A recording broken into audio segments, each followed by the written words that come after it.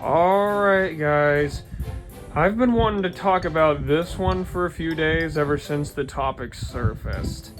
And honestly, before what happened, I didn't really have enough subject material on the matter. But ever since what I heard today took place, I figured now might be a good time to discuss what we're all thinking about right now. The Union Pacific Norfolk Southern merger. Like some of you other rail fans and foamers on the matter, I don't see as many benefits as the executives see in the situation. Let me tell you what I mean by that. Honestly, the way that I see this merger is that it's a giant cash grab for the executives. I mean, just think of it. Union Pacific is, well, thanks to Jim Vena, is riddled with PSR, even though we haven't heard too much about that. And then you have Norfolk Southern, which was totally destroyed by PSR. I guess the two really are a good match for each other the more I think about it.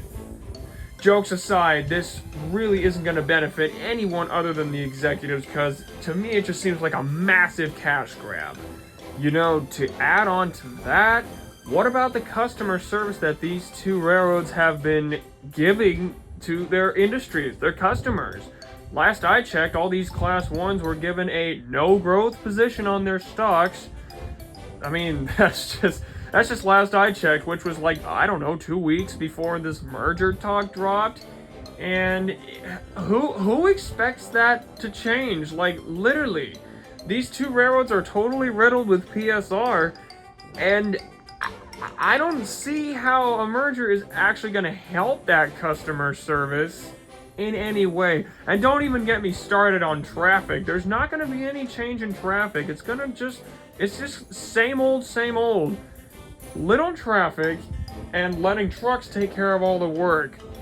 I really don't see how they think that's going to get past us here. Let's not forget what PSR actually means for railroads. I mean, look at what happened to CSX way back in the day. You purge your customers, or whatever it is, you purge whatever growth you have simply for the purpose of making short-term gains, which is a horrifyingly bad business plan. I may not know much about business in general, but one thing I do know as a common person is if you want to have a good business, you need to establish trust with your customers. Have a good long-standing partnership rather than short-term gains. Sure, it might be long-term, but that option is significantly better. Just take a look at my eBay page. I've sold so much over the last, I don't know, several months. And over that period of time, I've tried to build a good reputation with any customers. So I know that doesn't really fit in very well here, but it's just the best example I could think of. And don't even get me started on the whole first transcontinental railway thing. I mean, I get where they were going with that, but it doesn't make sense to me. Sure, I mean, you're talking about one single company that spans the whole continent, but what about the one that happened in the 1860s, when the Central Pacific and the Union Pacific joined? How quite ironic that the UP was involved in that. But anyway, what about that? I mean, I don't know. Like, I don't know why they think this is the first transcontinental railroad, because I mean, under one company name, that's true, but that just doesn't sit right with me. We've had a transcontinental railroad since the 1860s. Get a grip. Overall, I don't know about this merger, you guys. I don't see this working out well for anybody. I mean, well, one last piece of reassurance I'm going to say about this is that I don't think that this is gonna turn into one of those classic Union Pacific absorbs everything else thing. Because, I mean, how can they fit another couple thousand engines into their numbering system? They can't. Not after they've already done that with MP, WP, Katy, DRG, C&W, and SP combined.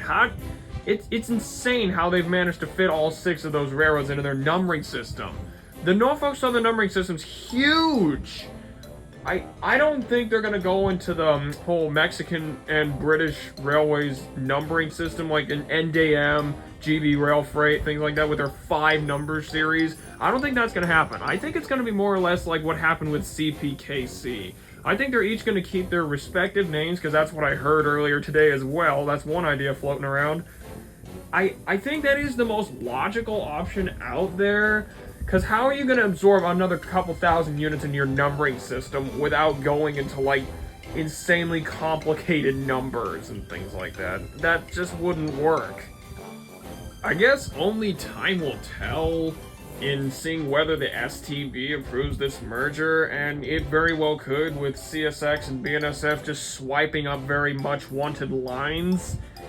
Because if they manage to play their cards right, those two, it might go through. And if it does, I guess we'll just have to enjoy everything while it lasts until 2027 when this whole thing is scheduled to take place. They just couldn't stop at SP, could they?